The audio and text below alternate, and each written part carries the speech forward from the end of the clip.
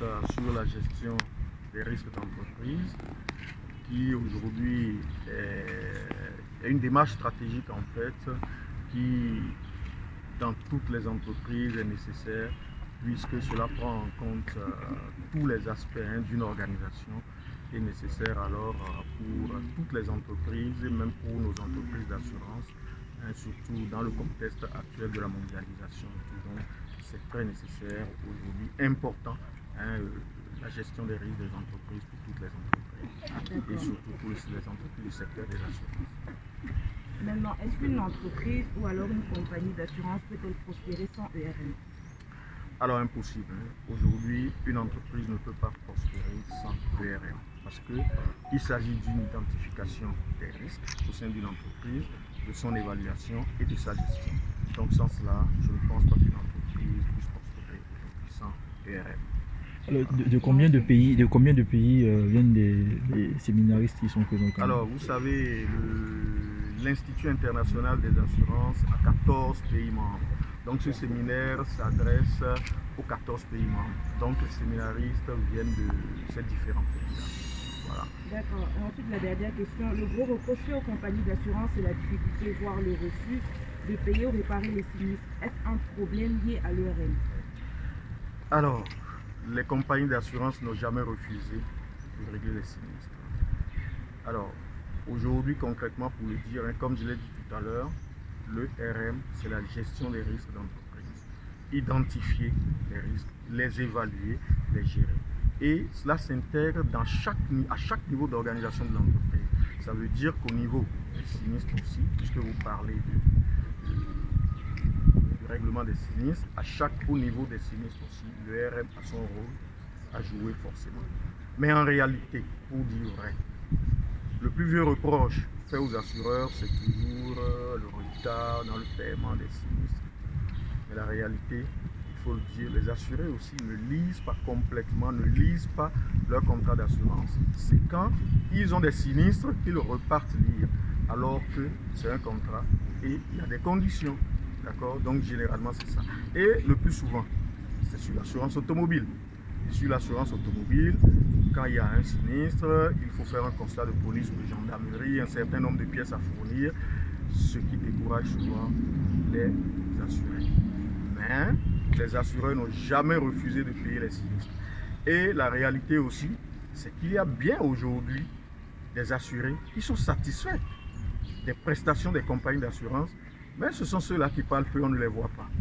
C'est seulement les mécontents qui parlent, mais il y a bien qui sont satisfaits, puisque une économie sans assurance ne peut pas fonctionner.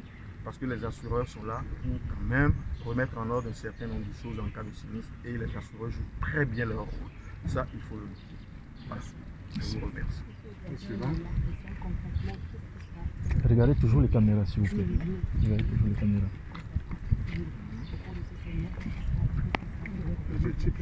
Bon, les objectifs du séminaire, c'est qu'il faut que les séminaristes aujourd'hui comprennent l'importance de l'ERM dans les entreprises. C'est pour ça que le séminaire est principalement destiné aux directeurs généraux des entreprises, d'accord, les cadres des entreprises, le top management, parce qu'il faut aujourd'hui intégrer, mettre en œuvre, mettre en place dans chaque entreprise la gestion des risques, parce que c'est très très important. Donc l'objectif, c'est d'amener toutes les entreprises dans le secteur des assurances aujourd'hui à mettre en place l'ERM, d'accord, pour que la gestion des risques soit maîtrisée.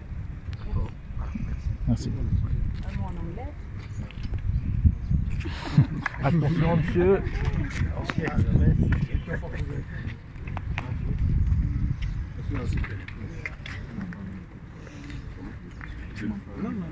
C'est bon. Mais tu es dans mon cadre, tu mets ton truc dans son cadre. Non, mets ton nom. Bonjour à tous, j'attends vos questions. Alors, l'ERM, c'est en fait d'origine américaine, le sigle. Le sigle, c'est un ramassis de Enterprise Wide Risk Management. Beaucoup de gens diront Enterprise seulement. Le problème, c'est que ça ne relève pas la réalité. La réalité, c'est que ce passage, qui en gros s'est fait avec le siècle, avec l'arrivée du siècle, ce passage a été de comprendre que le recours à l'assurance, l'achat d'assurance ne suffisait pas et qu'il fallait véritablement gérer tous les risques. c'est aussi le passage où on a compris que la gestion des risques, ça vient de tous. C'est pas un risk manager qui achète de l'assurance dans son coin et qui se débrouille, c'est véritablement tous les acteurs de l'entreprise. Tous les acteurs et tous ses partenaires. Et j'y reviendrai parce que c'est particulièrement significatif dans le monde de l'assurance et de la réassurance. Mais ERM, certains traduiront Enterprise Risk Management. Le problème, c'est que quand vous traduisez en français, ça devient gestion des risques d'entreprise. C'est vague. Alors que le wide, en anglais, rajoute quelque chose, dire c'est l'affaire de tous. C'est la gestion des risques étendue à toute l'entreprise. Et quand je dis toute l'entreprise, j'y reviens, tout son réseau. Aussi de partenaires amont, aval, latéraux. Donc, la naissance, enfin, la première fois que j'ai utilisé ce terme, c'est aux États-Unis, vers la fin des années 90, et ça s'est développé véritablement, surtout après la première décennie de ce siècle, avec, vous le savez, un début en trompette, si j'ose dire, en fanfare même, avec les attentats de septembre 2001. On oublie d'ailleurs qu'il y a aussi eu une très grave crise en France simultanée avec l'explosion de l'usine AZF à Toulouse, qui aurait pu tuer 200 000 personnes si elle avait eu lieu quelques mois plus tôt, avant qu'on ait rentré sous terre un certain nombre d'endroits particulièrement spécifiques. Mais elle s'est terminée en fanfare aussi cette décennie avec la crise financière de 2008-2009 à partir des subprimes aux États-Unis. Donc la deuxième décennie n'a pas été en retard et la troisième encore plus. Ce qui fait que petit à petit, l'ERM, donc Enterprise Wide Risk Management, s'est imposé comme une nécessité absolue. Et je dirais nécessité absolue, j'irais même plus loin que le directeur général en disant non seulement au niveau de chaque entreprise, mais au niveau des États. À telle enseigne que, par exemple, ce sont les premiers à ma connaissance, en Grande-Bretagne, vous avez un risk manager dans chacun des ministères. Et il y a un auprès du Premier ministre qui en somme assure la coordination entre différents ministères. Il est important que les villes, les régions aient aussi une risk management, et je dis bien les États en tant que de besoin. Je m'en étais d'ailleurs ouvert il y a quelques années au président Cavaille quand il était de visite à Paris, où je lui avais dit mais le Cameroun devrait aussi se doter d'un risk manager. Je ne sais pas si ça a été le cas, je n'ai pas de lien suffisant avec la présidente du Cameroun pour me permettre d'émettre une opinion là-dessus. Mais nous sommes réunis ici surtout pour le fait de comprendre que les assureurs ont un rôle particulier. D'abord, c'est leur métier. C'est assumer des risques. Assumer des risques, entendons bien, leur métier c'est d'assumer, a priori, le financement des risques. Et je me inscris en faux quand une entreprise dit j'ai transféré mes risques aux assureurs. Non, il a transféré le financement de ses risques, mais pas ses risques. Il reste propriétaire de ses risques et il doit les gérer. Mais devant un portefeuille assez vaste, ils ont un certain nombre de méthodes et d'outils qui peuvent aider. Les méthodes et les outils particulièrement actuellement qui sont dans le viseur, traditionnellement c'était l'incendie, le brise-machine. Mais aujourd'hui, c'est évidemment tout ce qui est lié à l'évolution du climat, tout ce qui est, et on voit les catastrophes naturelles. Regardez ce qui s'est passé simplement hier et avant-hier au Texas.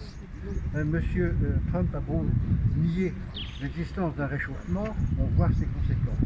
Et la canicule en France, j'ai été en Centre-Val de-Loire où on a toujours eu un bon temps. Pendant 5 jours, je n'ai pas pu dormir. La température ne descendait pas en dessous de 35 degrés la nuit. La nuit. C'est vous dire que je suis presque à l'aise ici, après la fournaise que j'ai vécue la semaine dernière. Qu'est-ce qu'il y a comme autre question que vous pourriez me poser? Et évidemment, ils doivent donc assister leurs clients, leurs grands clients en particulier, dans la gestion de leurs risques, aussi sur l'aspect social, l'aspect assistance médicale, rapatriement, etc. Aussi sur un problème que j'ai évoqué ce matin là même en pré-ouverture du séminaire, c'est le problème de la gestion de la désinformation, qui fait des torts considérables, et avec l'étendue des médias sociaux, en particulier en Afrique, qui sont particulièrement vigoureux parmi les jeunes en Afrique, il est important d'avoir quelqu'un qui suit ses affaires de façon à éviter qu'il y ait une dérive qui fasse que votre réputation s'effondre sur des fausses informations, un peu comme l'évoquait le directeur général. Ah mais mon sinistre n'a pas été réglé. C'est toujours ceux qui ont un problème qui vont évoquer, ceux qui sont ravis du règlement par l'assureur. En général, quand il y a un mauvais règlement par l'assureur, c'est qu'il y a une mauvaise prestation à l'origine. Merci monsieur. On peut avoir votre nom? Jean-Paul Louiseau. En allemand, pardon. pouvez faire un mot en anglais? Oui, bien sûr. Oh, super. Bon, can I speak English? I'm refer to English. Okay. You're not supposed So to- what would you like me to say about English? What do you think are the regulations playing?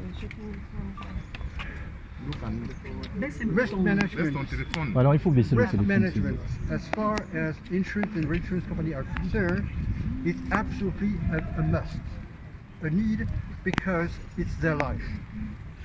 What makes a company is assuming the financial consequences of risks, and that's sometimes extremely hard.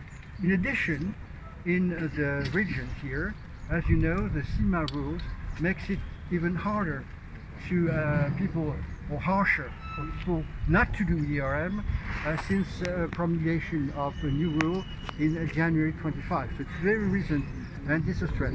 And the point is, as I've said, that it must be done at all levels. At the strategic level, it's the board and the CEO that must address the strategy, if you want, of risk management as an integral part of all strategies, and revise as often as needed by change in the environment. At the tactical level, all top managers must assure that they are done properly. And in addition, at the practical level on the ground, the people even that underwrite, for the company, they must be aware of the quality of the risk offered by their clients, often if they're big clients, through brokers. Also for the small people, the rate of penetration of insurance in the region, Cameroon is no exception unfortunately, is extremely low. Apart from the car insurance, which is compulsory, which I hope more than 75% people have, the other thing is that, for instance, for homes, I think it's less than 10% that people are insured.